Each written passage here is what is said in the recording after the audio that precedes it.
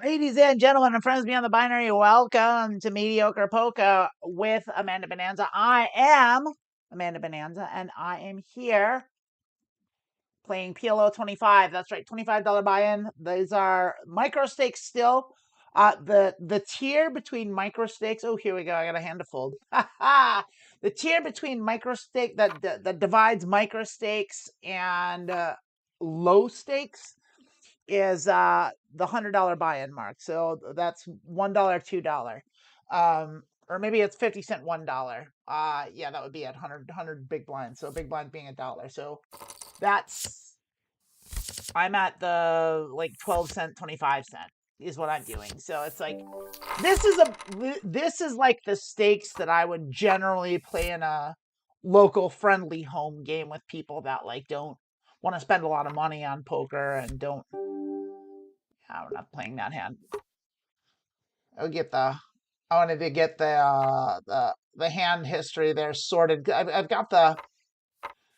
It's not the right size exactly, and so I need to kind of adjust it. They've been changing their format, so that's about right. That's good. We can work with that. There you go. That should be a little better.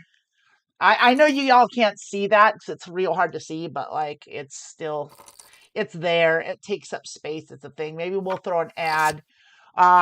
We got a thing I'm gonna work with. There's a PLO training site called PLO Mastermind that we're gonna probably get as a sponsor next week. So we'll see. We'll see with that. I don't want to jump the gun too much, but they're a great. It's a good training site. I use it. Here we go. This is a hand we can play here. These are kings. The 5 and the 3 aren't great, but at least they work together, and the 5 is suited to the king, and it's a pair of kings. So we're going to go ahead and bring in for pot in the button.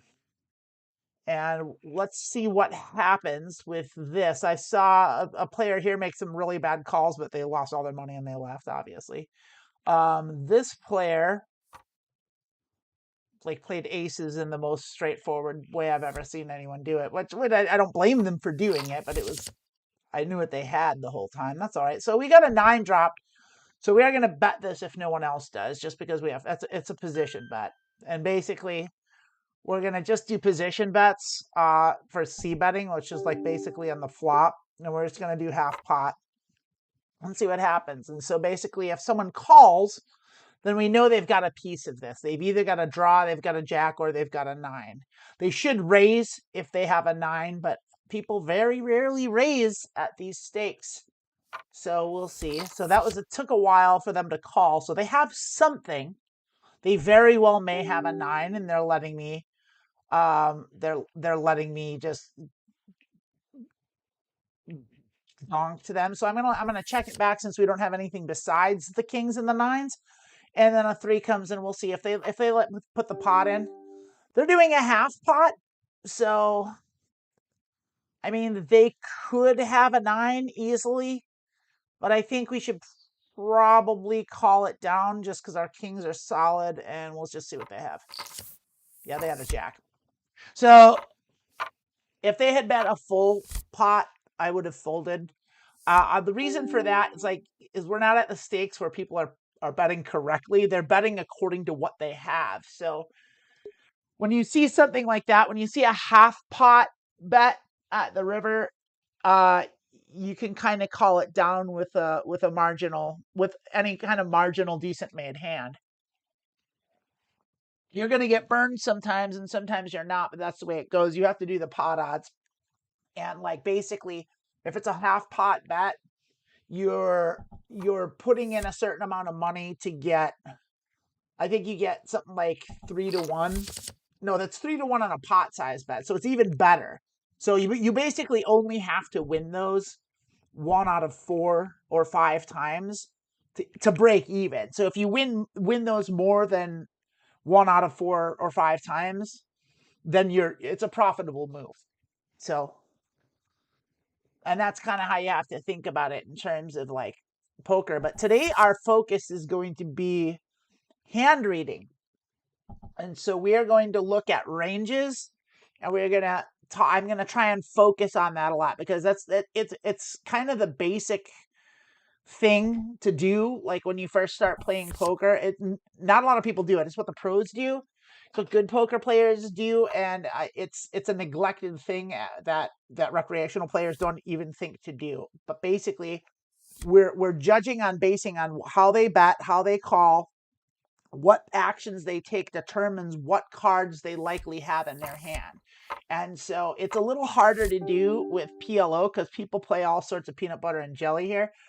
This is a good hand. We have bad position. We're in early position. We're going to min click it.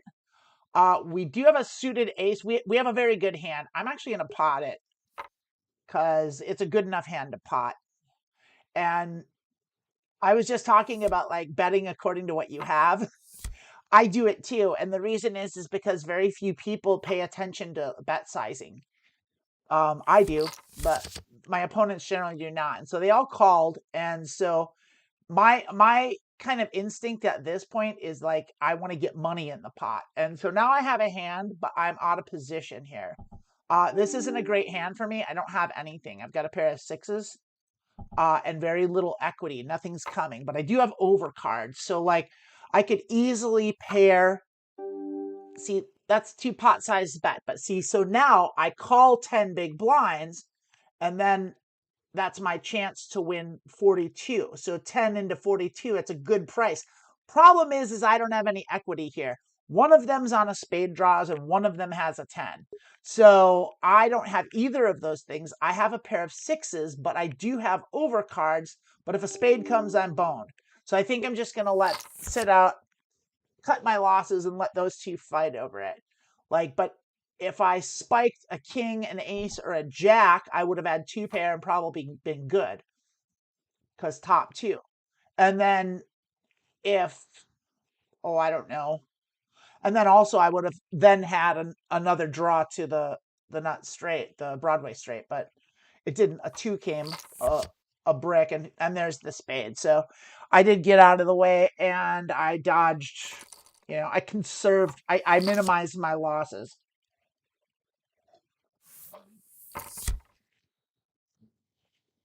I see. I said one of them had a 10 and one of them had spades. Was I right about that?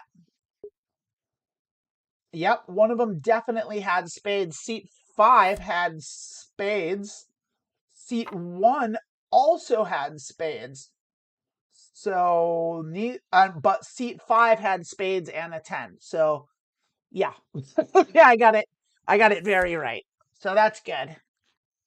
So we have bad cards. 4 clubs is bad, but we are on the big blind and we do have it suited to the ace. So we're going to call and we're just going to see what the flop does. And it does nothing that we wanted it to do. So we're going to check fold. We're going to give that up. But we got a discount coming in for a big pot. 2 big blinds, 2.5 big blinds here, and nothing going around. So we know this player doesn't have a queen. Seat 1. Seat 5 could very well have a queen and could have checked it because the 2s and the diamonds are there, whatever. Who knows? They could have nothing at all. They probably have nothing at all. We could probably bluff this. But now we don't have anything. We actually might have a winning hand because we have an ace. Because now I don't think anyone has a queen and I don't think anyone has a 2. And so if anyone has a pair in their hands, they're going to beat us. But we have an ace and a jack, which is 3 queens, an ace, and a jack. And so we're going to split that with seat 5 there. We're just going to split the pot. So that's what you get. When you have nothing, when you have a marginal hand, you're out of position, just check it down. You can sometimes win. But if I had put money in that pot, it would have been a bad scene, especially if someone then raised me or bet again. So that's kind of like where I'm at right now. I'm going to be playing conservatively with good bringing in. So I'm going to fold this. I'm in the small blind here. The 2, 7, jack, king. It's bad hand. No good. Folding in the small blind. But we're gonna play solid opening ranges. I'm gonna try to. It's tricky. Like the opening ranges with Omaha are hard to wrap your mind around. They get real tricky. That's why I use, like, there's a program that I'm gonna use. It's a PLO Mastermind. If you sign up for a free account, they'll give you you can do a thing that's called a trainer, and it'll put you in a situation where you get dealt 4 random cards and you have to decide whether to bring in for pot or fold. And it's a great way to understand, like, what positions, what hands you should play in what positions, instead of like studying crazy charts. I'm gonna fold 9-2, 10-9-2, 3. It is double suited, and I think if I had a bigger stack, I might have called it because there I would have had a good straight draw, but still the hearts, and then a donk bet out of position with they have they've got something. Kings and 10s wouldn't be unrealistic. They could have 3 kings. If I'm right, they're the ones that brought in. Maybe not. I can't remember. I should pay more attention.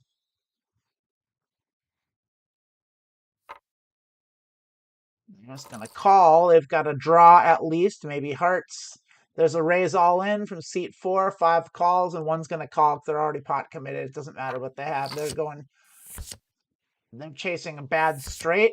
They didn't get it.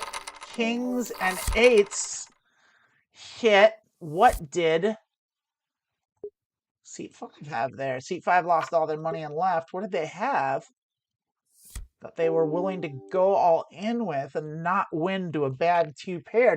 Were they all in on a draw? Let's take a look and see what they had. Did they just have a top pair? Seat 5 had Jack 9, 5, 4 and decided to bet that. Decided to donk. I guess it was a straight draw, but they didn't have any hearts. And yeah, that was a very bad decision. It was very bad poker. Seat 4 had the king and the 8 out of the gate, so they played that correctly. They did aggressively bet it though. They raised, which they shouldn't have done. Seat 1 had a high straight draw. They had an ace, a 9, a jack, and ace, so they had a better straight draw. Yeah, seat 5. Well, they had the same straight draw as seat 5, but they had slightly better because they had the ace. So yeah, seat 5 was toast no matter what. Yeah, that was real bad poker. 10 king. We're in the cutoff. It's not quite good enough. The dangling 3 and the extra club's not good enough to play that hand.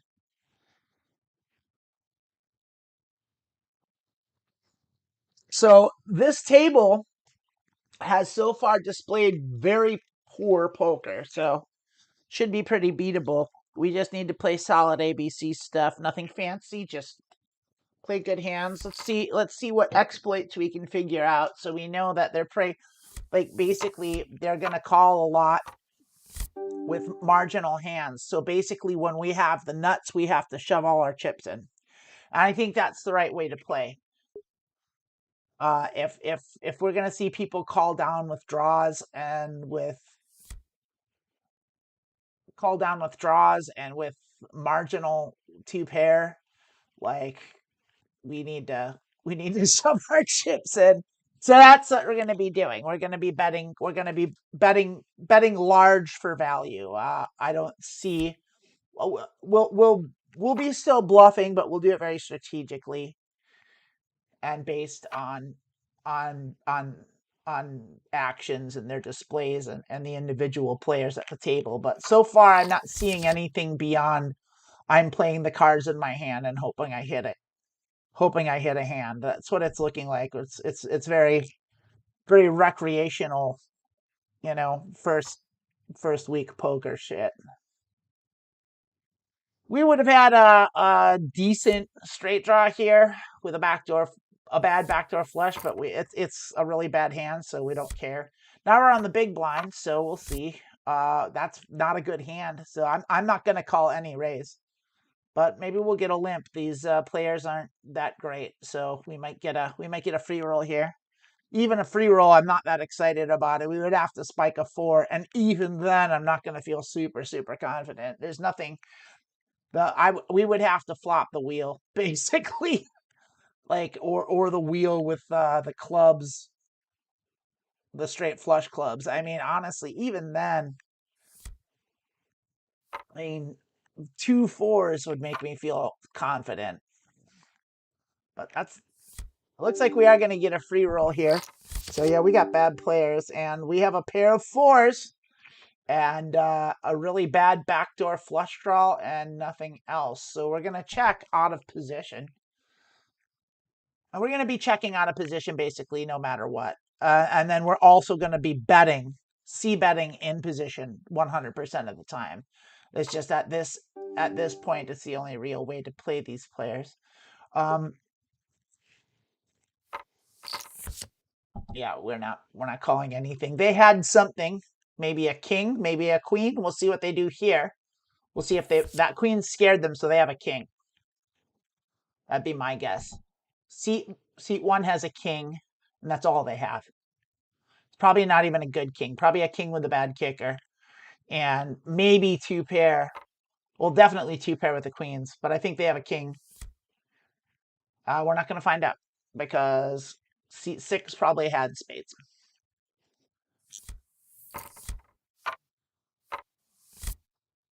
And this is also a bad hand from the small blind. We're going to auto fold that.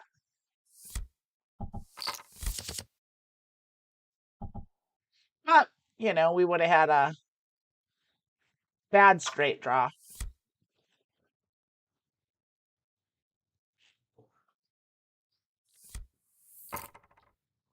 Drawing to the low end of a straight is a bad scene, by the way. So This isn't a great hand either, but we are on the button and we do have a suited ace, so we're going to bring in for a pot there because we have position and it's a suited ace in position. It's not a great hand, but I'm not seeing any three betting. I'm not seeing any good play, and we hit our diamonds here, and we have a pair of twos. We're going to disregard that, but it's something. So we're just going to go ahead and c-bet that for half pot. We're just going to basically, that's going to be our move, and they're going to fold out their junk and raise their really good things. And so we're going to do that. So we're going to go ahead and bet two. No, we're going to bet. Yeah, we're going to bet 2/3 pot and see what they do. If they're playing a 9, they should probably raise it here. They called. They almost certainly have us beat because they have either a king or a 9. I don't think our twos are any good. I don't think if I bet, I think they're just going to call. I'm going to give up here and we're going to lose our investment here. Yeah, I don't see the triple barrel bluff working. That would have worked if I mean, maybe I could. Nah. No 9. They would have called. They would have called no matter what. See, they didn't raise their 9s. They should have. They should have raised the 9 when that came. That would have been the smart move. And see, how do you play against that? You just got to play ABC poker. So, like, they called. They clearly had something. I don't think it's these players at this level. They're just going to call if they have any decent hand, and they're thinking in terms of Texas Hold'em. So they think 3 of a kind is really good when it's not that good in Omaha. And it's still good, but it's not like, it's not a guaranteed win, not at all. But they're going to call that stuff down. So that would have been a situation where had I hit my flush, I would have had to go shove in. And even that would have been a marginal made hand because the full house is out there. But we're going to bet thinly for value here. So when we have a top tier hand, even if it's not the nuts, we're going to be shoving because we're seeing a lot of people call down with garbage.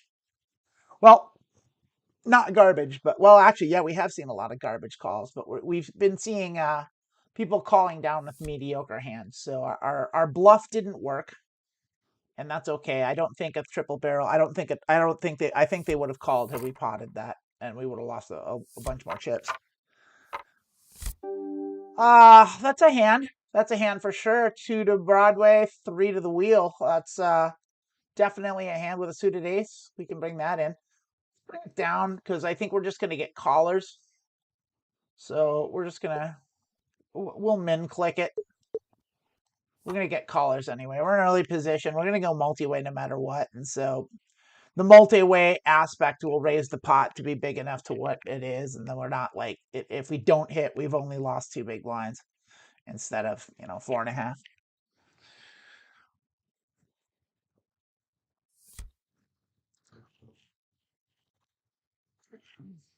They'll almost certainly call. We will call to a raise here too, depending on how crazy it is. Pot size raise, maybe, maybe not. Maybe, because we have a hand. We have a hand. They were thinking about, and they called. So they must have a very marginal hand because they weren't thinking of 3 betting. They were thinking about folding. We spiked the jack. We have a backdoor straight draw, a backdoor flush draw, 2 backdoor straight draws. We don't have a great hand, and we're out of position, so we're going to check it. And we do have a marginal made hand with that jack and our ace. So we're not going anywhere, but we're not going to put money into this pot. We're going to let position player who limped in, or position limper, and they don't have anything. They don't have a queen. We don't know what 1 has. We're going to see what they do. We do have a straight draw here. And they bet, so seat 1 very well may have a queen or 2 pair. I don't think they're betting spades. Maybe that's 6. They have a jack and a 6, a queen and a 6, 3 and a 6. We're going to call because we have our straight draw. And we did not hit it. We just have our jacks. And so we're going to see what they do. They're probably going to bet again because and we're going to let them have it because we don't have anything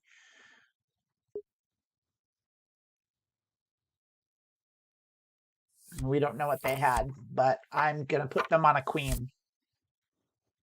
This is a hand definitely worth playing. Double suited, rundown-ish. This is a good hand. This is a hand to raise if no one brings in. This is the kind of hand we want money in the pot and we want people out of. If we can go heads up with this hand, that's very good. So if someone does bring in like that, we are going to 3-bet them here. And that's great for us. So we're going to 3-bet to 15 big blinds. No, we're going to do 7. I meant to do more, but like that's okay. 15 big blinds. So we want to get these two out. They call cold 3-bets if they limp. This guy is a fish.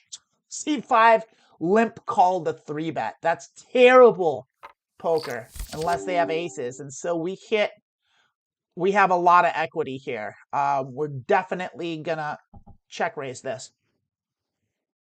This goofball. What are you gonna do about it?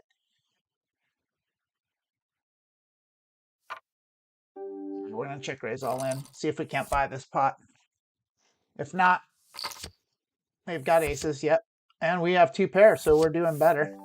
There we go. We had a lot of equity there. And that's why we did what we did. And it worked out that time. And that's good.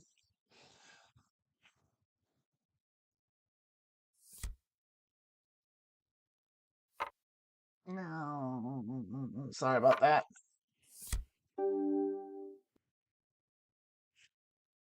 This is a bad hand, so I'm going to fold that. I was just messing with like my windows over here. I'm going to kind of shuffle stuff around so I can see the chat. Emily's not here today to talk, and she's not here today to engage the chat. And so I'm glad that you're here. Transcendental Artist Studios. I don't remember your actual name. I apologize for that. Always good to see you, Raina. Yeah, this hand no es bueno.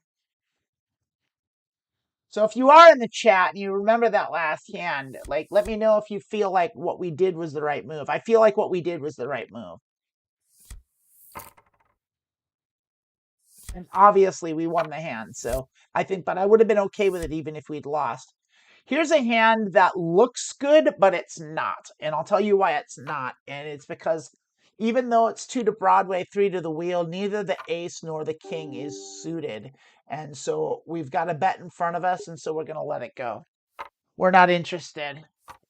I think if we were the first, if everyone had folded before us, we could have brought that in. But like, look at these calling stations. So this is a table. This is the kind of table where everyone's going to call. They're going to play every hand. They're going to call every bet. So value bet big and bluff very strategically. I almost want to reduce my bluff rate and just not bluff, as they're just calling everything. And then conversely, just bet made hands large. Christina and you are completely lost. Well, has anything I said, is it the jargon? Is it yes, you don't know what's happening? Do you not understand how poker works at all? Like, let me know what I can do to clear up some of the confusion from all the things that I'm saying. Because I would like you to understand. I mean, I appreciate it that you're here. If you're just watching because you like to hear me flap my jaw, I appreciate that too. But like, I do want you to learn and understand how to play poker better, because poker's a great game and it's real fun. Hey, maybe we should do that on Monday instead of karaoke. We'll see what you think. You can have a poker game. I'd love that. Just super low stakes thing.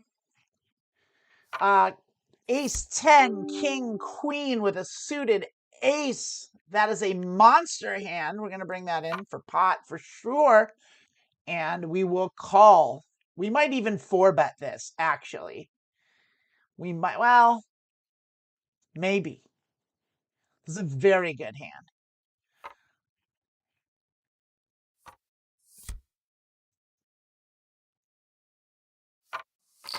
We're going to get, of course, 3 callers, and I hit my nut straight. So the problem is those diamonds. If the diamonds come, I'm in trouble. So I am going to bet half pot, because I do want to bring it up in case the diamond doesn't come.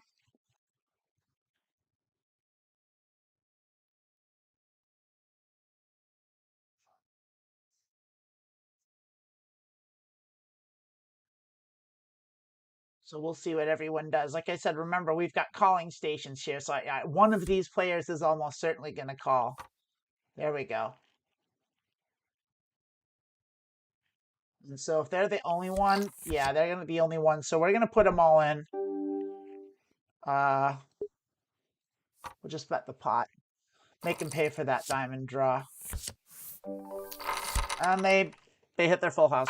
And it happens. It happens. They were on a full house draw. And they got it. And that does happen sometimes. And that is okay. Oh, let's do that then, Raina. Let's do a poker. Let's do a learn how to play poker day. It'll be fun. We'll do like a cheap $5 buy-in. It doesn't make sense if there's not money in it, but like we'll do it. I'll teach y'all how to play. We'll have a great time. I love it. Let's do it.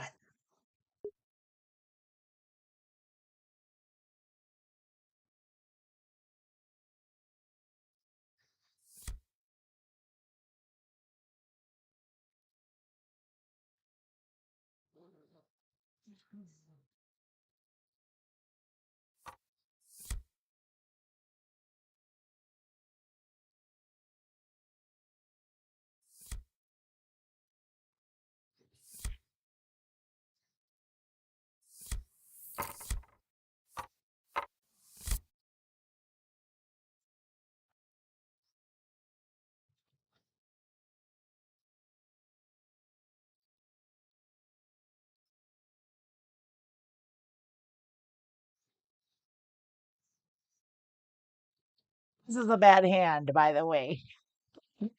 We're sad that we lost that one hand, but we lost a few big blinds, but we didn't like get crushed. And you can't go around not betting the nuts, even if they were on a full house draw.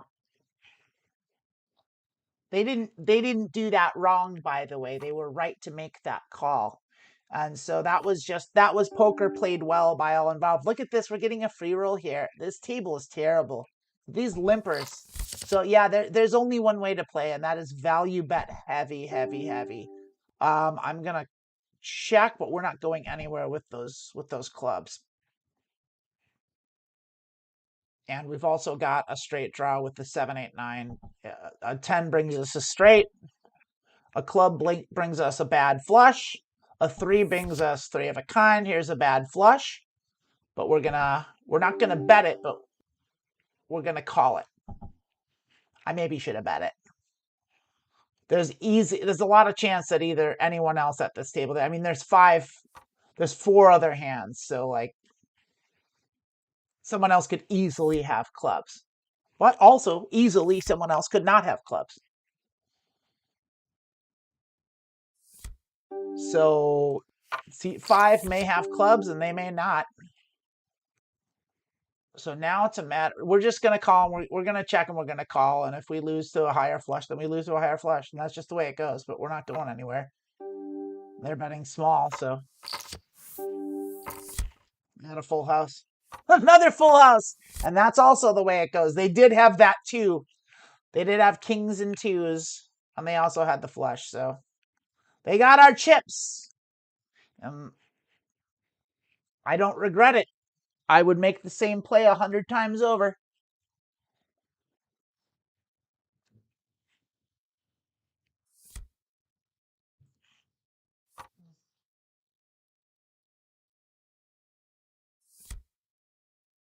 They could have got a lot more out of us if they'd have bet bigger.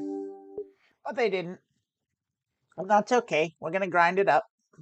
We're going to be patient. We're going to wait for good hands. And then we're going to bet those good hands hard.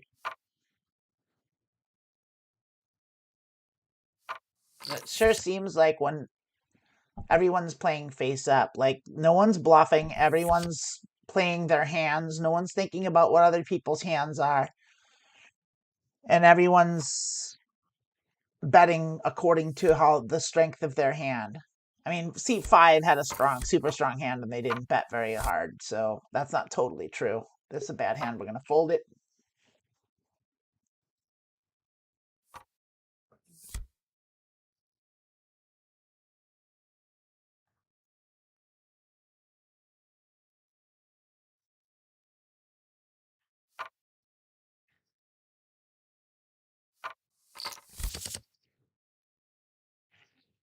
And just adjust this window just a little bit here.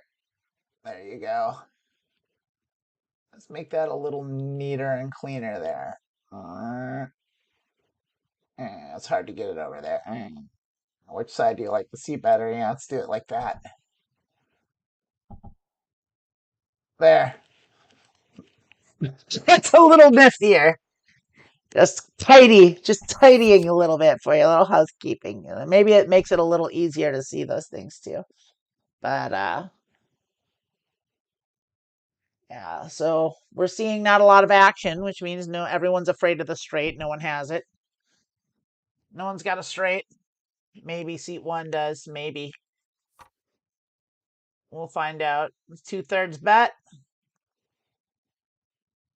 Maybe that's a 3/4 bet. It's kind of the default button there. Yeah, no good. What do you have, seat 5? Are you slow playing?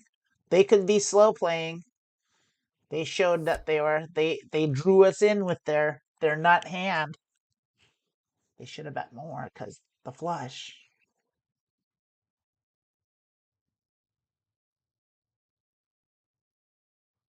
Seat 6.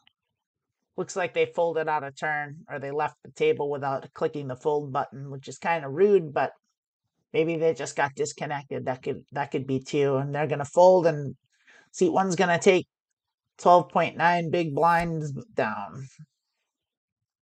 They're not gonna show us. They had it though. I promise they had a straight. They had it.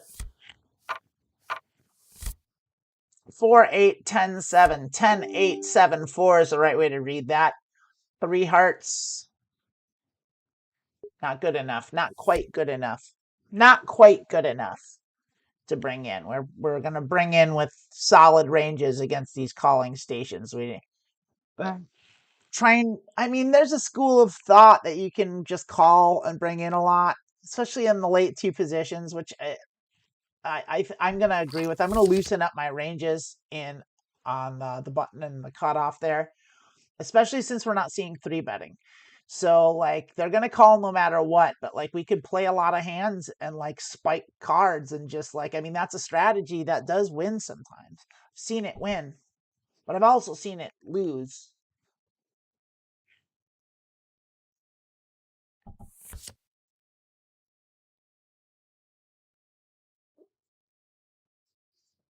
Now, this run out would have been, would have been interesting had we stayed in. We would have had straight draws. We would have been able to bet, that's for sure, in position.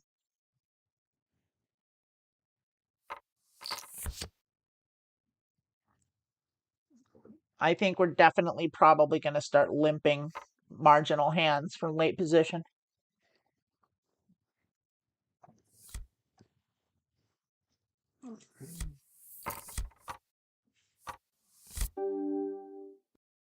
It's not late position, and that's a bad hand.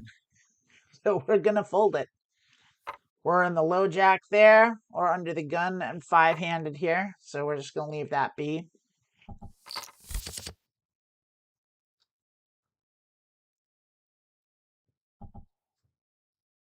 So Reina, by the way, this is called Pot Limit Omaha. Omaha Hold'em is the name of this game. PLO, as it is known, abbreviated in the poker world and online. PLO, Pot Limit Omaha. The game is, if you don't know how to play it, basically you get your 4 cards. Ultimately, you see 5 cards ultimately face up. That's the community cards. Everybody uses those 5 cards in the middle. You have to use 2 cards from your hand and 3 from the community cards to make the best poker hand you can, and that's what wins. Right now, we got a limp here. We got a free roll. And we don't have much here, so we're just going to check it because we have a real bad hand that they let us into the pot with mistakenly. I don't think we're going to call with our pair of 4s. No equity at all. Nah, we're just going to let that go, y'all, especially to a raise. Have at it. Seat 1 has a 7. Seat 4 possibly may also, but probably has a 10. Or an overpair. But I don't think they have an overpair because they limped in. So they probably have a 7, or probably have a 10, and seat 1 probably has a 7. Now, they both have 7s. They both have 7s. So let's see. Someone might have a full house. But I think they both have 7s. 7 apiece. They're going to call. They're going to call all in because they have a 7.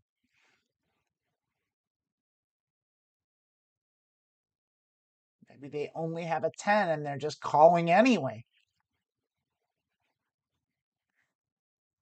I believe that both of... Oh, there's 10s. And they're not going to show us their hand that they lost all their money to. So they didn't have a 7. I bet you seat 1 had a 7. Let's find out. Seat 1 absolutely had a 7. Yeah, absolutely 100% had a 7. Seat 4, just, they were the big blind. I guess they just limped. So I don't know if I would have limped that from the big blind too. Yeah, we can actually play this. This is a good enough hand to bring in. There we go. We're just going to buy it. Look at that. It's about the best outcome we could expect. This is definitely a hand to play, for sure, in the button. And we're going to bring it in. We're going to bring that in. It would have been better if that ace was suited, but we'll take it.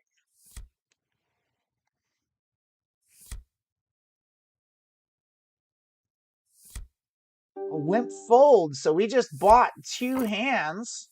Wow. This is also a hand we're going to play. The 3 sucks, but we're gonna limp. We're gonna min click here with our marginal hand because we don't care about these players. We don't think they're watching bet sizing as tells. Like if I was playing, yes, there's a 3 bet there. So the first we've seen in a while. That's almost certainly aces or kings. We're gonna fold to it.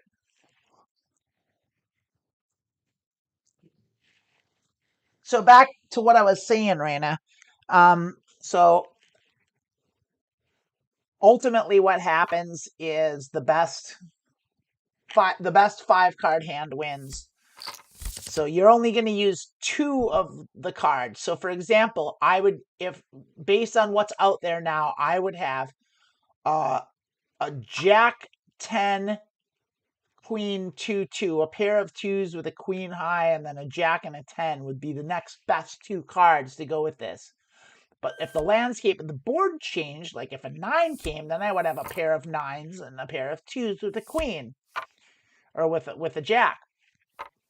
And so now we've got a pair of queens, which if you think in Texas Hold'em terms, that's a good hand.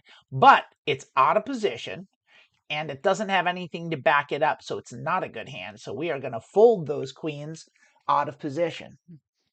Position is the place where you are relatively to the dealer button, which is the last person to act. And that's super important in PLO. It's important in every poker game, but it's especially important in the more cards that are in play. So games with a lot of cards, position matters more and more and more. So you want to play fewer and fewer better hands in early position and late position. You can play a lot more marginal hands.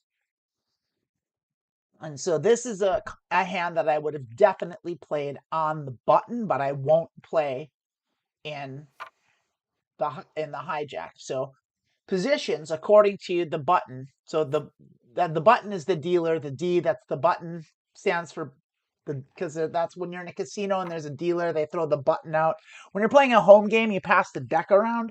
Not you know who's the dealer because they're dealing the cards, and that's how it was played. But now that casinos have a dealer, they pass a button around.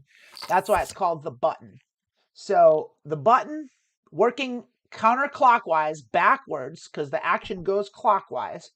So working backwards from seat 5, who's the dealer, cutoff, hijack, low jack, big blind, small blind. The two seats to the left of the dealer are always the small blind and the big blind.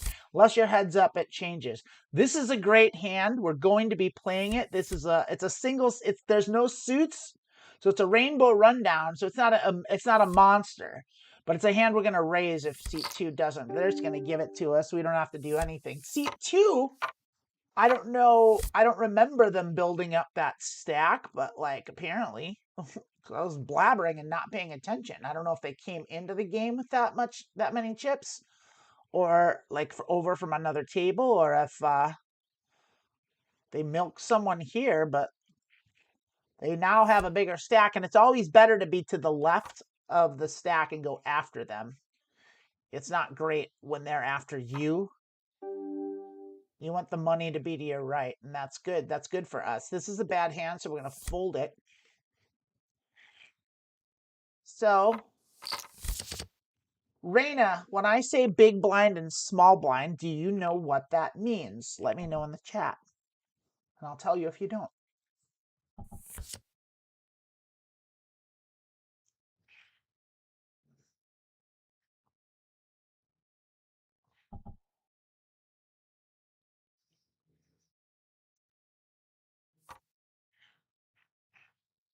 Charlotte, I don't know what NFI means.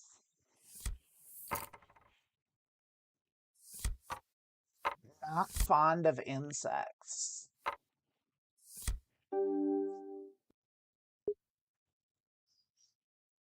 Okay.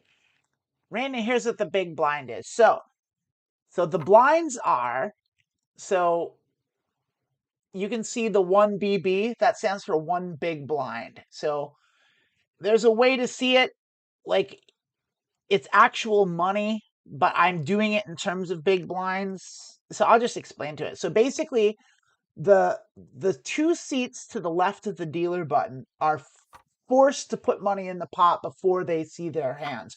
No one else has to put money in the pot, just those two seats. And that's the small blind, which is if we were playing $1, $2, for example, that'd be $1 small blind, $2 big blind. And then so the small blind would put in $1 into the pot, and then the next seat to the left of them would put in $2, and they have to do that every time the position rolls around. You have to make a blind bet. That's what that's called. And what that does is that forces the action, and it forces people to play because you're playing for that money. Otherwise, everyone would just wait until they had aces, and no one would play any hand at all, and it wouldn't be any fun. So I mean, people would still play because they're here to play poker, but like that's why it forces money to be in the pot, and that's what it does. So those are the worst two positions. So with the big blind, there's a strategy that says you should defend it, and you are supposed to defend it. So you have a wider range with the big blind. You have a very wide calling range, as in a lot of different hands that are good enough to call a single raised pot size bet. So here we go. We have ace jack 9-7, no suit. I am gonna bring this in. I'm gonna min click this in and see. We got 3-bet by seat 4. Let's see if seat bet 4 3-bets us again. I don't think they're going to. They just folded, so they had a hand. That's okay then. Buying information. We're just going to get a little money and make people play. And we spiked a jack, but we're still going to bet if no one bets in front of us because it's a position bet, and that's good for our range. We're going to do a high position bet. I'm going to do 2/3. We got a call. So henceforth, we will not be doing a position bet after that. But now we are going to do a position. Well, no, we're not, because we still only have that pair of jacks, even though we do have straight draws. So I'm gonna check. And we didn't hit anything, so we'll see what seat 5 does here. We almost certainly don't have the best hand. And they're gonna bet. They've almost certainly got us beat, at least a king. We're gonna lay that down. We don't have anything. Our hand didn't go anywhere.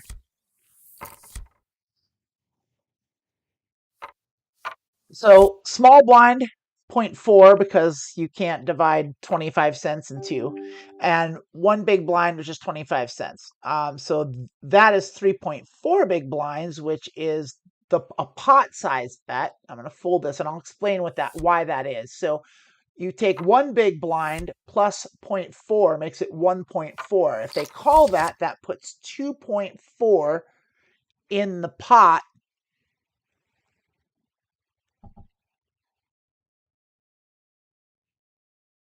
And then betting that pot would be, I don't know why you can bet 3.4. I don't know. It's a pot size bet. There's a reason for it. It makes kind of sense. I don't know. But yeah, 3.4 is a pot size bet. I know the math does make sense. Anyway, when you're playing online, you just click the button for a pot size bet. So you just click the pot button. But we're gonna fold that decent low. It was a low rundown, but it's out of position and it's low cards and it's single suited. If it was a double suited, we maybe would have considered it. It still would have been on the edge.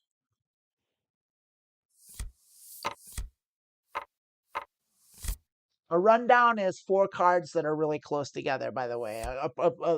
Like a true rundown is like 10, 9, 8, 7. We've got a double suit. We're double suited with a low pair in the big blind.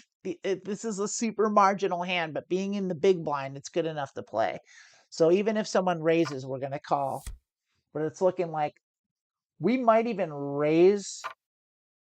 We got to raise there. We're just going to call it. We're going to see. We're going to go three-way with this hand. And, if we spike a 4, great. If we hit our clubs or our spades, we're probably okay. We don't have much here. So we'll check it. Diamonds came. We don't have diamonds. We don't have any straight possibilities. So, I mean, we have a backdoor straight with the queen, but, like, it's real bad with diamonds coming. Bah.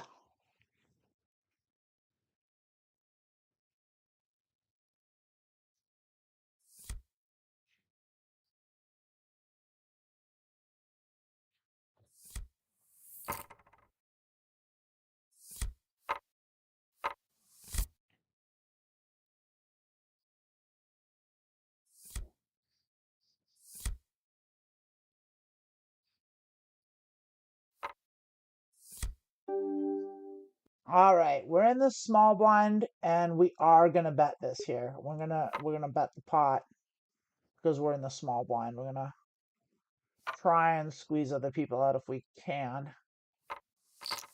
And we do have a draw, but not a great one, and we're out of position. So we're just gonna check out of position every time, basically.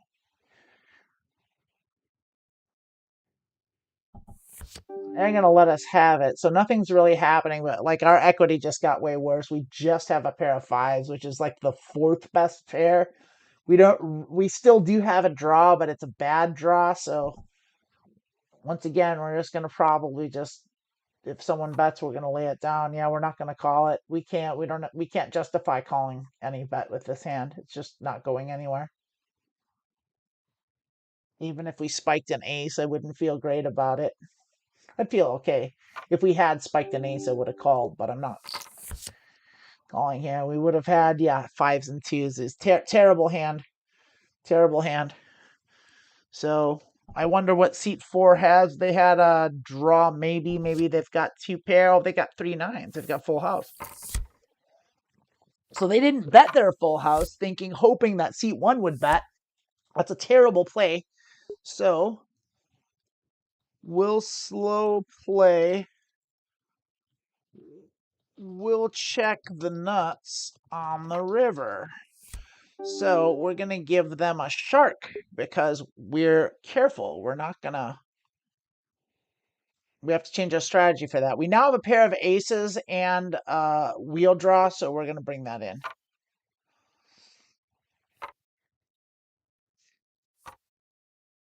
It's not great aces, but it'll do. And we do have our wheel draw and top pair, so we're probably real good here. So we're going to go ahead and we're going to bet. about half pot, see what everyone does. See if that keeps people in. Should fold probably 2 out. We'll see. It depends on what seat 4 does, because if they call, it's other people are more likely to call. If they fold, other people are more likely to fold. So there's a raise. That's wild. That's a giant raise. That's a check raise. That's a monster. That's almost certainly trips. It's almost certainly a set, and I'm going to have to lay down my aces. Even though a 2 brings me a 2 does bring me an ace, and any 2 gives me the nuts. So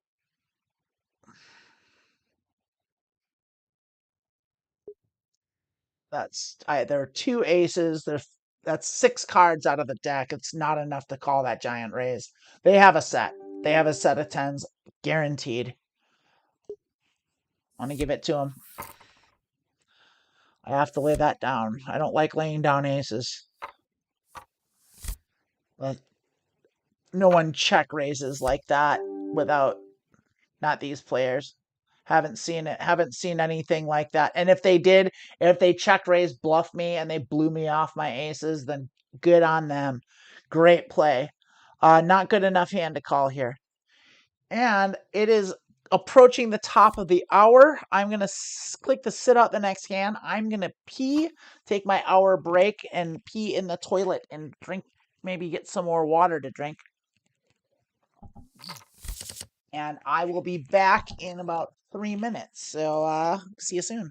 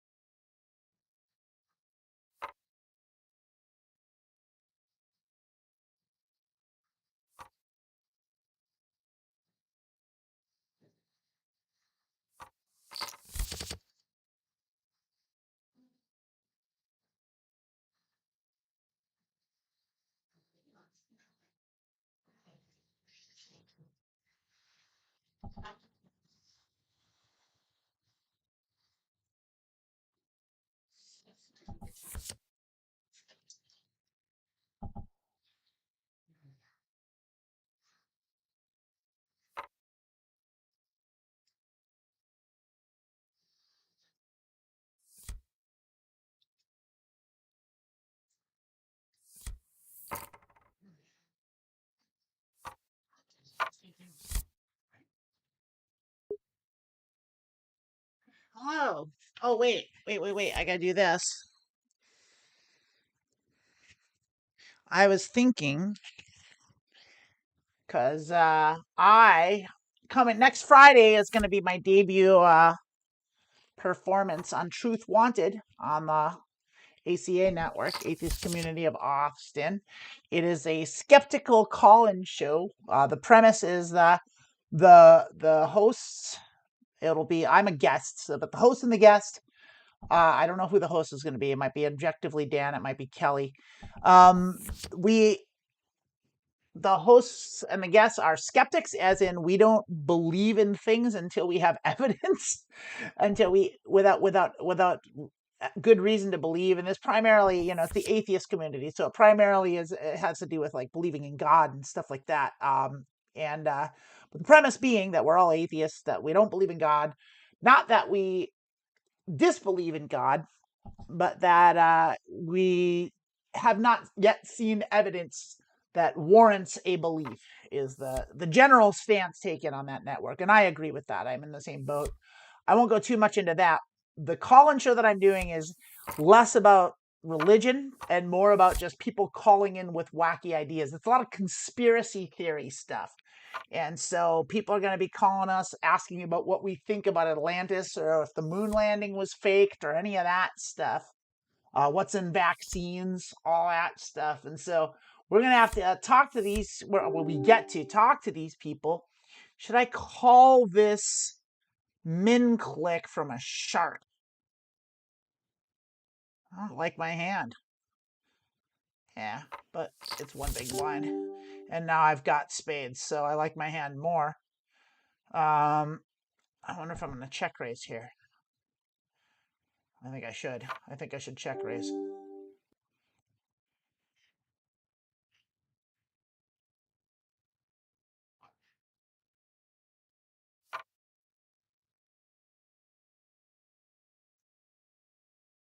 they have a king, or do they have something? They're going to call. I'm going to check. Because I have a pair of sevens and I'm not going anywhere. I think they have a king, probably. Yeah, they have a king. But I've got spades. Uh-oh. I've got sevens and queens. I can't go anywhere. I got to call their bet. There's a king easily. They might have king and something else. They could easily have me beat here. I'm going to call. Oh, they have three kings. Oh, terrible. They min-clicked. They're a tricky fucker. They min-clicked with their pair of kings. Should have known better. We got to be real careful of them. They're a fucker. They're slow player trappers. That sucks. They suck to play against. They really do. Like, ick. Boo on me. Bad play. Shouldn't have. That's why you don't call those bad marginal hands. It's exactly that reason. Where else do I pee? Not in the toilet. When I say I go pee in the toilet, I like to say that because I think it's funny. I mean, mostly I pee in the toilet. Sometimes I pee in my pants. Not often, but I've done it. I've definitely peed my pants before. Okay, one time when I was, it was definitely early on in my transition, like first year. I I was living in a studio apartment in Seattle, and I had to pee. It was like right when I didn't know how the medicine worked, and I wasn't used to everything. And that first year of transition is so wild and so crazy and all over the place, and your body's changing and your emotions are out of control, and you don't know what's going on, and like you're irrational, and like you don't know what you're doing. You don't have any confidence. You're awkward. Everything's new, everything's weird. I had to pee in the middle of the night, and like I wasn't used to having to pee as often as I have to now because of the meds. And I just had to pee. And so I woke up in the middle of the night, and like I sat down to pee like usual, but I didn't think. I was just so tired. I just like and like because like I have oh yeah, I gotta min click that. Gotta play it. Gotta play it. That's because it's in late position. I should have just limped. I'll finish my story when I'm not in a hand, because I can't. I'm not good at doing two things. I gotta watch the play. Yeah, everyone's just gonna call. We spike the king, but there's our ace. We're really spiking marginal hands here, and it sucks. We're spiking marginal hands at calling stations, so we can't bet this. We can call it. We're gonna check it. We should. Okay, that's good. We're good now. All right, we can bet that now. Do a position bet.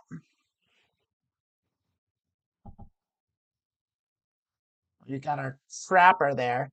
They could easily have ace ace because it's how they play. But anyway, we're gonna go ahead and bet the pot. We want to get as much. We want more money in the pot, and we want someone to call if they've got an ace, and they don't. So we're just gonna take it down.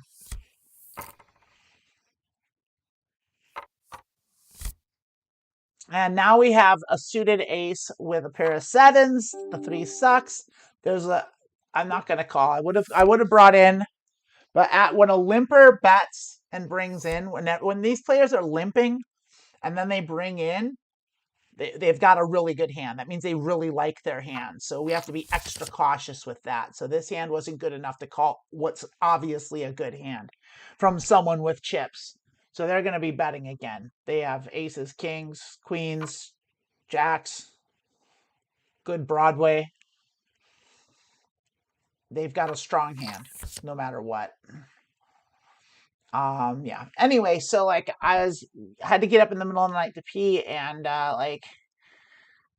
you know, when you start taking estrogen and HRT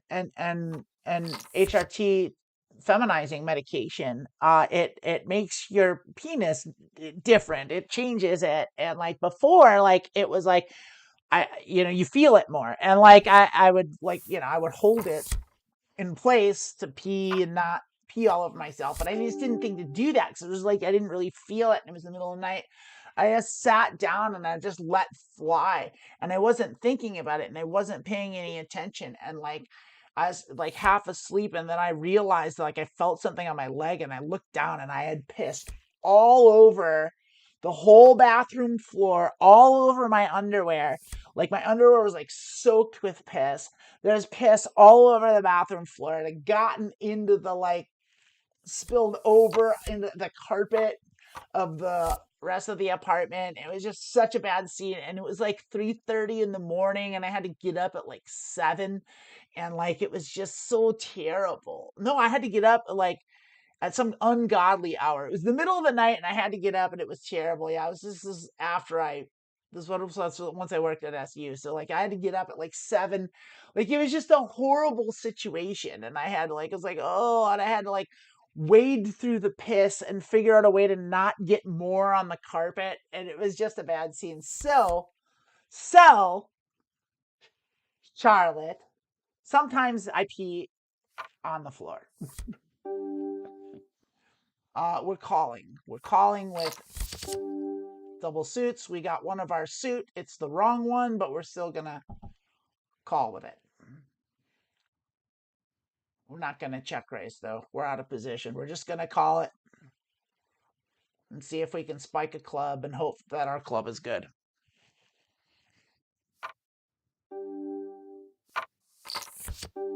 Well, I feel better now. We're we still don't we have a marginal hand for sure, and they could easily have a Broadway straight now. So we're gonna check, and if they bet big, we'll probably let it down. Well, we do have a pair of aces, and I think we're gonna win. Let's see what they had that they bet with. They probably had the king. They had they didn't have any. They had a pair of threes.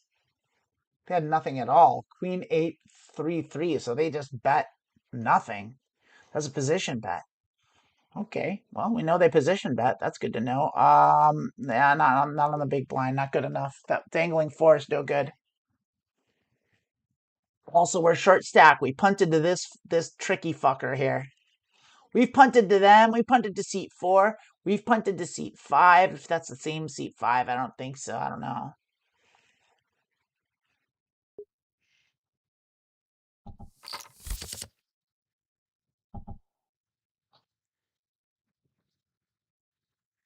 So they position bet, but they don't follow through. So that's okay. We know that about them now.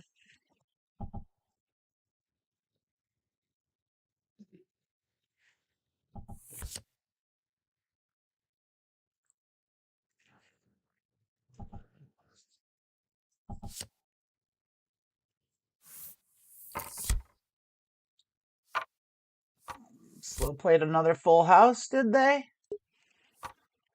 Let's see what that was. They had the full house for sure. They had sixes over tens. Our hand is bad. We're gonna fold it. What did they have? Well, they flopped 3 sixes. So yeah.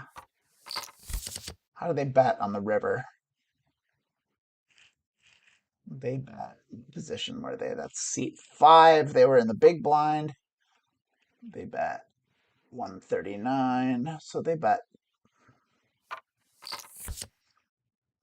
I don't think they bet the.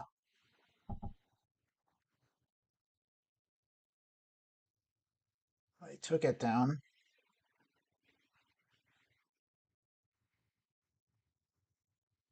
Did they check? They checked their full house. Yeah.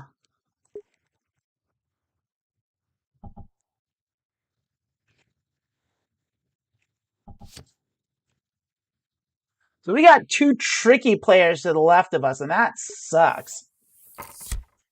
That sucks. They're slow players, so our strategy of value betting isn't going to cut it with these guys. We can't value bet thin. We basically just have to wait for the nuts.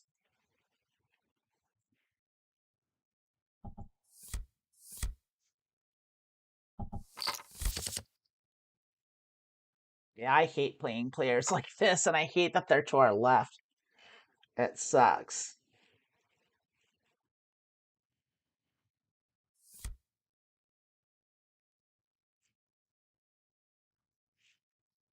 There's a part of me that wants to say fuck this table just for that. We're low, we're short stacked, we're out of position.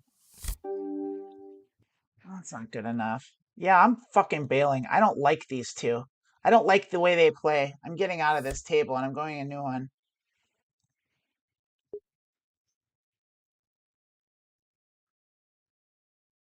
So let's go to here.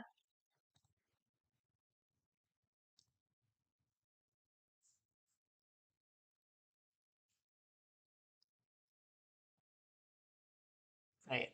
Did we go in the exact same table? Yeah, we did. We ended up at the exact same table. The exact same position. We just bought in, so we're still going to give them.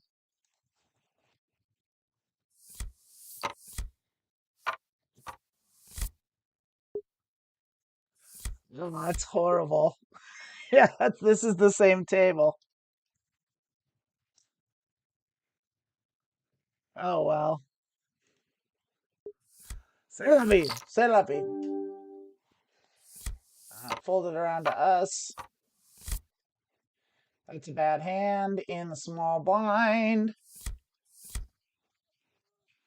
Thanks, Charlotte, for liking my story. And Raina, yeah, it happened to you, huh?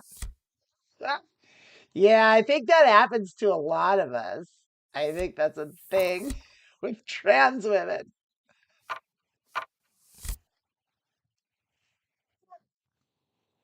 It was terrible. It's a great story though. I told it in group in Seattle and they loved it. The lady that founded the group was she was an older trans woman. She transitioned in the 70s and she's a wonderful human being. She's done so much for trans rights. Her name's Marsha. I forgot her last name and that's embarrassing. We're gonna lay down. It is double suited, but we're facing a raise, an early position raise, and they're not good suits.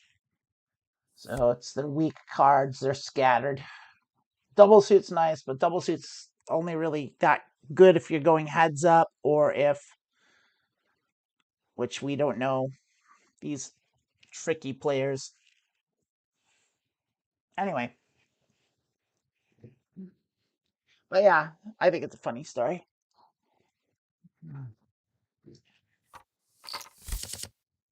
So remember, we're down. We're down to I think we had like 58 big blinds, so we're down about half a bullet, half a buy-in. So we need to crawl out of the gutter here. We need to crawl out of the gutter and break even. And we got to contend with these tricky fucking players to our left, and I hate it.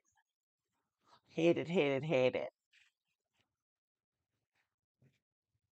We could change stakes. We could. Could move up stakes. Should we? Ah, here's aces. Let's see what... That's a great hand.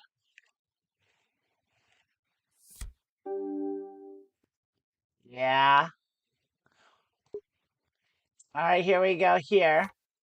We're going to bring in for pot. See what everyone does.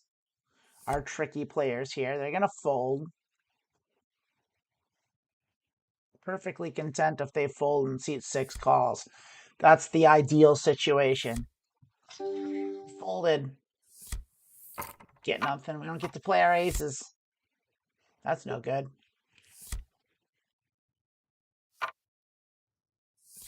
Yeah, they don't tell you a lot of things, Charlotte. It's the thing is there were so many things that like weren't in the pamphlet. Like, it's just that like there's a lot. There's a lot. Transitioning is a lot. It's a lot. Just period. It's just a lot. Like this table. I don't like being behind. I don't like being in front of those two trappers. And this table isn't very profitable. There's a great hand. I'm going to bring that in. Normally, I would have min click in this position, but with two double suited kings and we got 3-bet here. So they've been slow playing aces. We have to call that. We can't fold. We can't fold double suited kings. Oh, a cold 3-bet call here from the trappers. This sucks. I mean, we have to call. Like, this is preposterous. Do we 4-bet? No, I think too many people are going to go all in. We're going to call it. We're going to see a flop here. And exactly what we didn't want to see, which is an ace. So we're hosed. I mean, we have a jack, we have kings, but we have no real draw here, and there's gonna be money going into this pot. So yeah, there's nothing to do. We can't stick around. Someone bets someone here almost certainly has aces. I think seat 4 has aces. I don't think seat 5 or seat 1 has aces. They at least have someone here at least has an ace.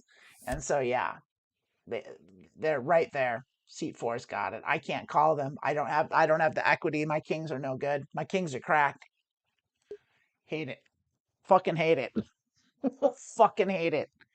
Ugh. Ugh. All right. Chat, let me know. I want to leave this table. I don't want to play in this table anymore. I'm going to go all in. We're going to see their 3 aces. There you go. Yep, of course. Yep. Uh-huh. Yep.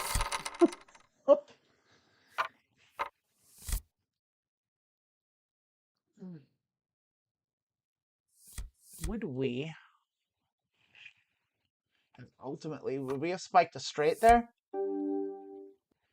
No, we would not. We would have had 3 kings and we would have gotten fucking creamed. Yeah, it would have been terrible. All right, so I have to fold my not great hand. Like I said, I'm not keen on this table. So chat, let me know if we should go up in stakes up to 50, up to 25.50, or if we should drop down in stakes to 5 cent, 10 cent, to 10. PLO 10 or PLO 50. Let me know in the chat. Let me know by the next orbit. Otherwise, I'm gonna make the call. And I think I want to hear what y'all have to say. We're gonna fold that. We're gonna go sit out next big blind. So I don't want to be at this table anymore. I don't like playing against these two. I really don't like it. I don't like that playing style. There are softer tables, and I want to be at a softer table.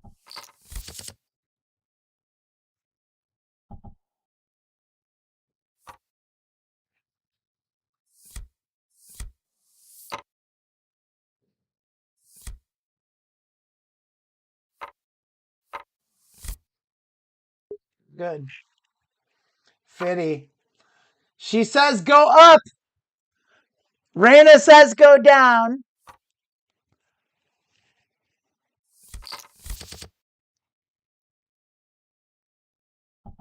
Yeah, Charlotte says I want to go up too. We're going up in stakes. I'm getting out right now. I'm not waiting for it. Fuck these fucks.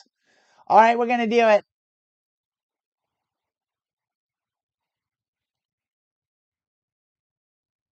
Getting it out. We're gonna go to Omaha High. The other option is we can play Texas Hold'em or we can play high-low. We're gonna go 25-50 here. Fuck it. Here we go. Oh, we're heads up. We like that. We like heads up. Oh, you can't see it. Shit. That's right. It's got a different thing. So I gotta poker table.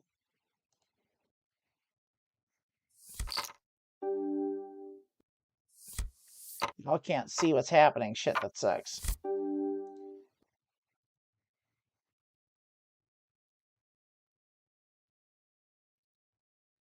I don't know why.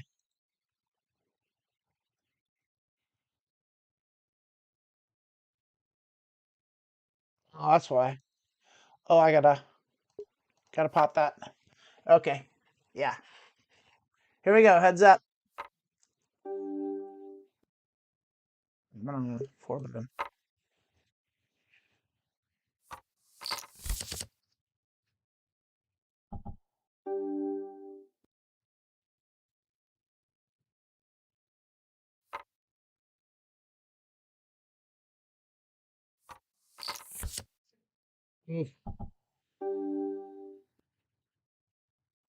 I'll check it. Fuck, we're hosed. They've got a strong pair. Yeah, we gotta let that go. We have nothing. Ooh, rough. We're already down. Ah. Christina votes for Texas Hold'em. Well, we'll go there next if we fucking eat shit here. That's for sure. All right. We got a call. So we play a lot more, and so we're gonna check that. We're gonna call it if they bet, which they are. We're gonna call it.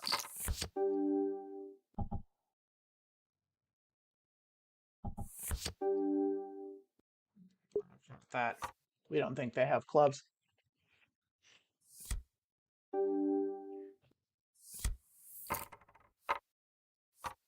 Alrighty, so we got nothing. We're gonna let go of that garbage.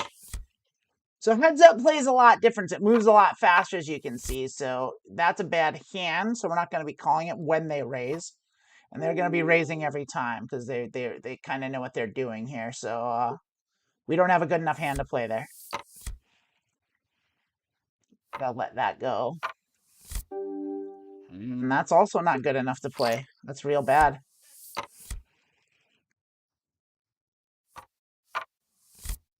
That's good enough to play. It's also good enough to raise. Ah, they didn't have good enough to play. Oh, I love heads up. Ooh, yeah, we're gonna raise that. Not heads up, I wouldn't raise this. But you got to be aggressive heads up, and you got to play with a lot less. A lot less. No, I don't like it. Not out of position though. And I just sit. I'm just gonna wait a few seconds to make them think that that's not the monster hand that it is. And we're just gonna be 608. We'll half pot that.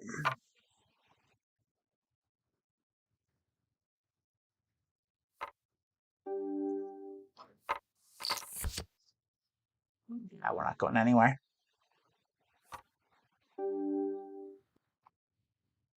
I mean, they could have a straight. We can't. We have to call. They have the straight. We lose. And there's 50 down the tank. And that's it. So, yes, Texas Hold'em is where we're going now. Oh, shit. That hurt. That was a big fucking nasty ass punt. Big dent in our bankroll. I'll get it back. No big, no big. We took a stab. Didn't pay. Let's go to no limit Texas Hold'em. We're going to do 6 max. And now we're going to do a $10 buy-in. So Texas Hold'em plays very differently. So now we're playing Texas. Now you get 2 cards, and it's the best 5 cards out of any of the 7 cards in play. So if one of your cards and 4 of the cards on the board works, that's still valid. That's not valid in Omaha. So also people understand ranges. There are very strict ranges in Texas Hold'em, and we're going to be sticking to those ranges. And so I know what they are. I could show you charts, but I don't have the time I don't have them punched up or a good way to show them to you. Oh, by the way, I have to get the game in here. That's right. So we're going to do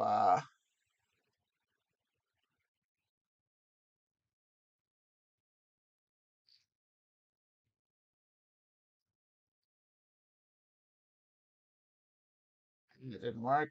Pot live in Omaha. Why can't I? I know limit hold'em. At least you get the sound. There we are. There you are. Now we're in. Now we're in the game. We'll be in the game next time or the next hand. So we'll see. You're not supposed to ever limp from the small blind. Ever, ever, ever. Bad move.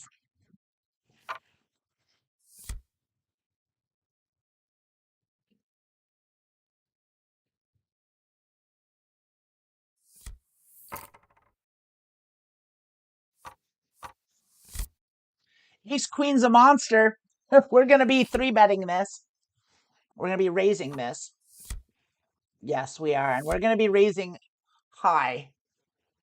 So Ace Queen suited is a great hand, so we're gonna be raising more than 3 times the bet. More than the pot. Also, we're going to do an over bet because this is no limit. We don't have to bet. We're not restricted to the pot here. It's good to know. So we're going to be raising.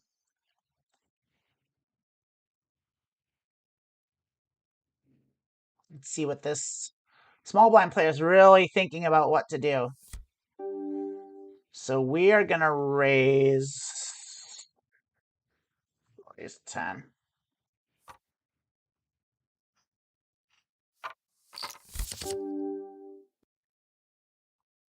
And we're going to check out of position.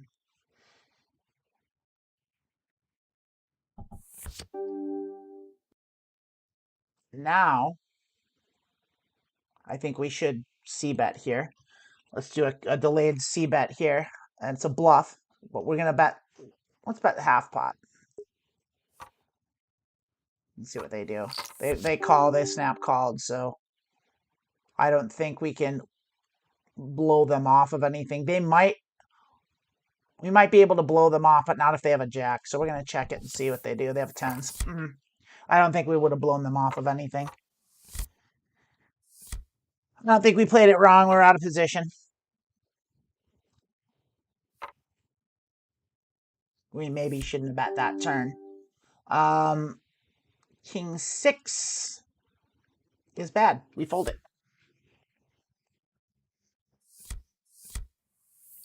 Let's get that back up. Jack 4 is terrible. We fold it. Jack 4 off, bad. So even on the button. So position matters here. It's not as important as Omaha, but it's still super important. Queen 3 is bad. Offsuit hands are bad, and the farther apart they are, that. So suited connectors, good. High Broadway cards, good. Suited Broadway cards, very good. High pairs, very good. That's basically it. Suited aces, good. Unsuited aces, bad. That's the gist of ranges here. And so we are going to be ranging our players here. And so this player did a small bet, so that's the right thing to do. They could have a king easily. That's a raise. That says king.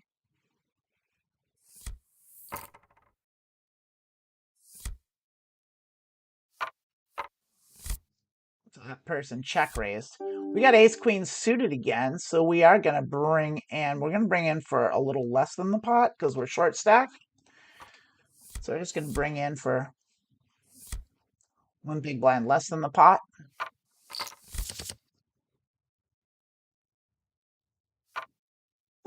All right, so 2.6, they like that. We do have a wheel draw here and a backdoor flush draw, but they're donking. So that says, hey, I've got a straight. We got to call one time. If they donk again, like, I mean, we're just going to give it to them. Yeah, straight's good. It's good. I believe you. Maybe they're bullying us out, but maybe not. 2-7 offsuit is the worst hand in poker. So we're not doing great here either. But that's okay. But if I lose this bullet, that's it for the day.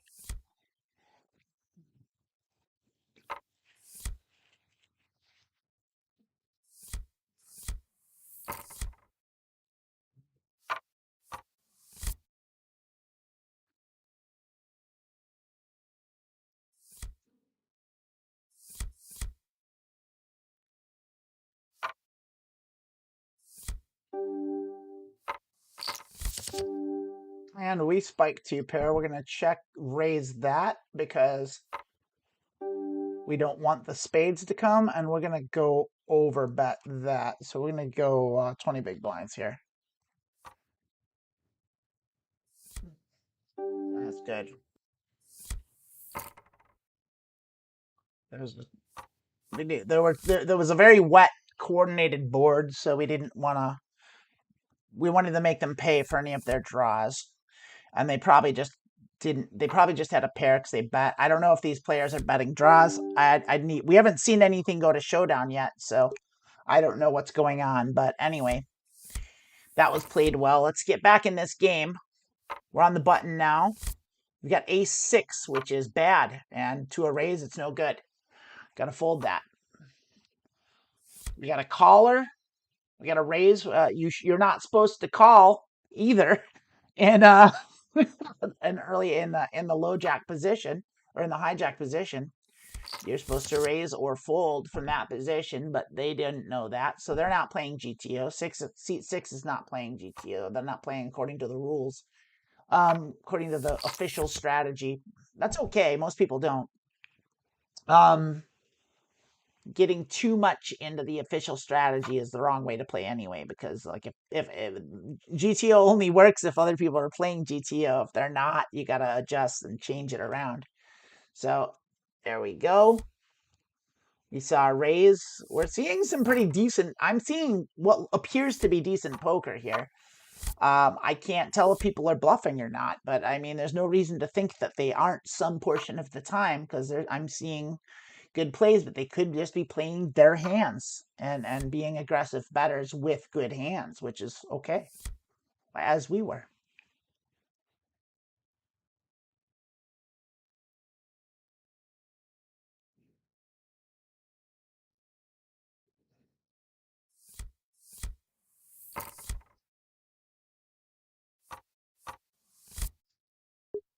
We're going to fold that. 3-5 offsuit is pretty bad. Pretty bad. Low cards bad.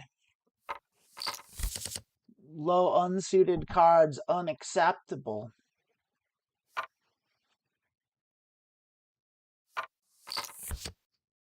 So when you look at like charts, it's like low cards. It's like,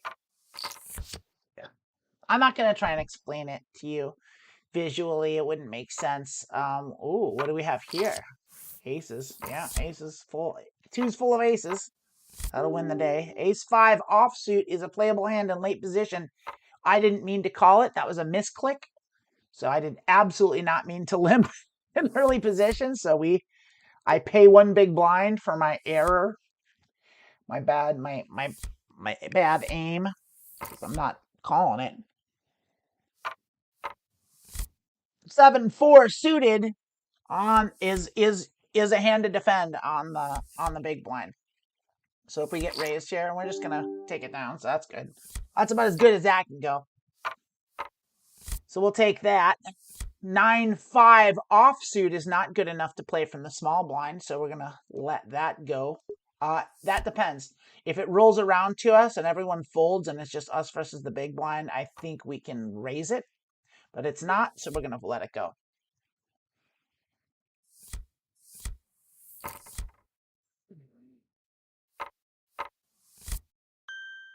3-8 off is absolutely terrible. So, yeah, 2-pair, 1 full house. We haven't seen many showdowns at all, which means bluffing is the way here. So, but we're not going to bluff without equity. We're going to bluff strategically, but bluffing is the way to go for sure. Aggression and bluffing, because we've been here for however many hands, and we've only seen 2 hands have gotten to showdown, which means betting is the name of this game. There's an old adage in poker is you win by betting, and the cards only break ties. 9 king off is good enough to defend to a pot size raise, not to an over raise, especially from late position. So we're going to be defending against that. And we didn't hit anything, so we're going to check and fold. They're doing a C bet, and I'm going to fold to it. We don't have any equity at all. We're going to fold our junk. 6-7 suited is a hand to play, even in the small blind. It's a hand to raise. So we're going to. We're going to see what the pot is, and we're going to do 9.5. We're going to do 1 big blind more than that. I'm going to see if they call 3 bets. They don't. Great. Terrific. 4-2 offsuit. It's a folder. This hand's moving. I like this table. The table's moving, and they're playing. I'm seeing pretty decent poker here, so we have to be cautious. We can't just be silly, but I think we play solid ranges. We play some solid GTO until we see someone fuck up, and I think that's the way to do it here. Let me know what you think. So 4-2 bad. So they called. So 6 was the aggressor. They're checking in positions. That's so when they did bet, that tells me they're not C betting. So they're not C betting everything. So when they did bet us, they had something. They have something, so they're calling, and it might be a marginal hand. So we don't know. We won't know until showdown. Let's see what they called with. Let's see if they call, and they don't. So we're not seeing it. Yeah. 3-9 off is a bad hand. We're not going to play it. What does seat 1 do?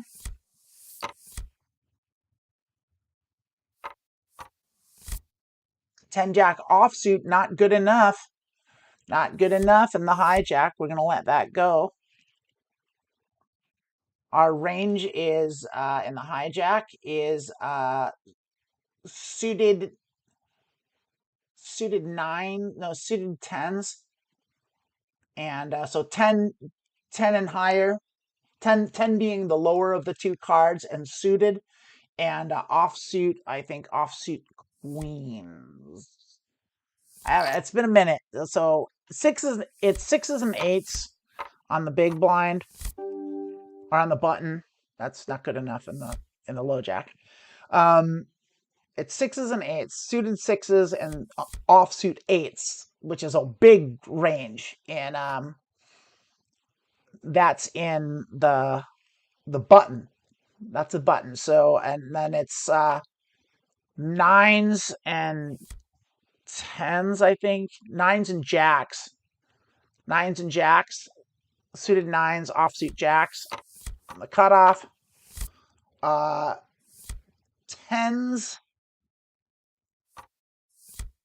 9s and queens, maybe. I don't remember. It's been a while. I haven't studied my charts because I've been playing. We're gonna 3-bet with queen jack. No, we're gonna call. We're gonna 3-bet. I think we can 3-bet. Let's 3-bet. We're out of position. Let's do 7.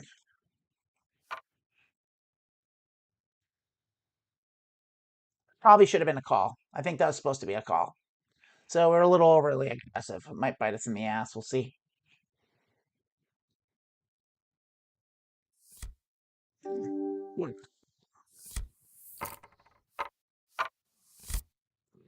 We haven't seen a lot of 3-betting which means we need to 3-bet more. We've seen folding to 3-betting, so I think changing our 3-bet from a polarized strategy to a linear 3-bet and widening our 3-bet range is, I think, good. So that would usually be a call, but I think now that we've seen that work, I think it's okay to 3-bet a little wider. So we can, strong hands, we're going to 3-bet. We're just going to bet a lot because, like I said, we're not seeing any showdowns. Like the last 1, 2, 3, 4, 5, 6, 7, 8, 9, 10, 11, 12, 13, 14, 15 hands have won by betting alone, haven't seen a showdown. And before that, it was a full house that showed down. So betting. And it almost might be like, I don't want to do blind aggression because it's a good way to lose all your money, but like it almost would work here on this table.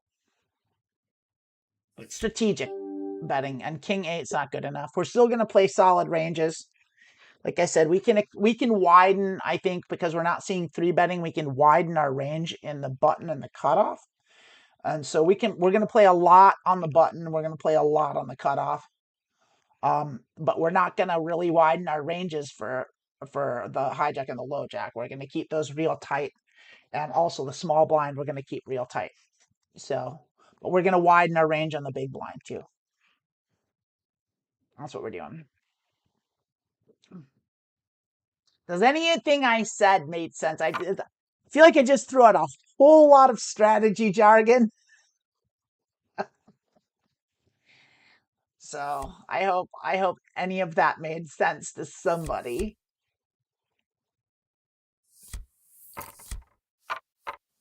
8-6 off, no good.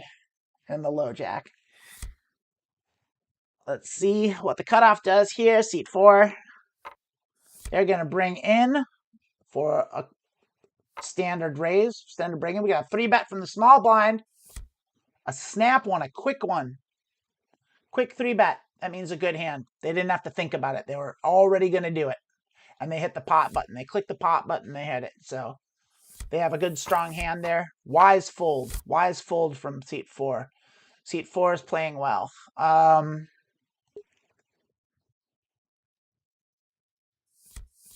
We're going to mark that. We're going to give them a shark. We can put them on GTO ranges. We can put C4 on GTO ranges based on what I've seen. Queens are great in any position. We're going to be raising that no matter what. We will be 3-betting if we get bet.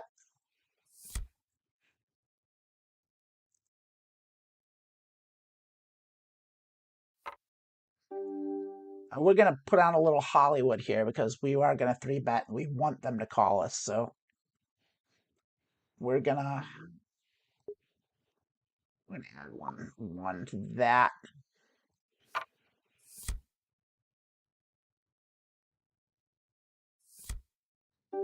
That's all right. It sounded like Charlie Brown's teacher. Oh, do I have my... Like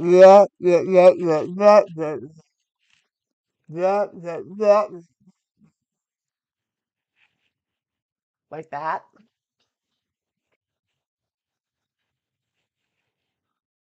Raina's taking notes. Love it. Queen 4 suited on the button is a playable hand if no one bets in front of us, and no one did. So I'm going to go ahead and bring that in. It's not a great hand, but like I said, we're not seeing a lot of 3-betting. We're not seeing enough 3-betting, so we're widening our range. We are seeing a lot of folding. So we're going to, like I said, we're widening our range in these two positions. We're going to bet this one too. And I'm almost at the point where I don't really want to call much at all. Like I just want to bet because we're seeing a lot of folding and not a lot of showdowns. So aggressive betting really is the way here.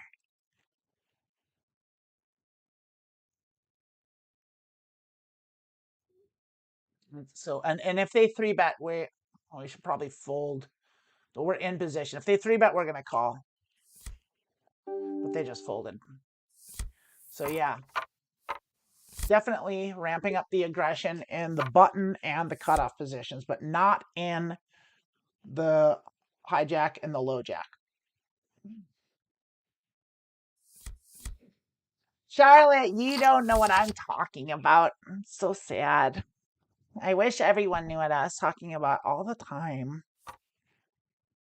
I like poker. I love poker. I love talking about it. I love playing it. I would love to play it more. I would like to be better. I'm pretty good, but I'm not a professional. I have holes in my strategy. There's a professional poker player called Jungle Man, who I'm a big fan of, and he has a YouTube channel. I think it's so fucking cheesy because he's a cheeseball, but he's great. I love him. His channel is called Winning the Game of Life. I think it's so fucking dumb. But he's fucking awesome, and I recommend his YouTube channel. If you just look up Jungle Man on YouTube, you'll find him. And I love his name. I love his nickname. Jungle Man is so good. We are gonna call. We're gonna call Ace 9 because it's not the best. We do have a straight draw. We're not going anywhere. We're gonna raise. We're gonna check raise because of our straight draw and our ace. So we're out of position, so we're gonna raise, we're gonna do pot +1.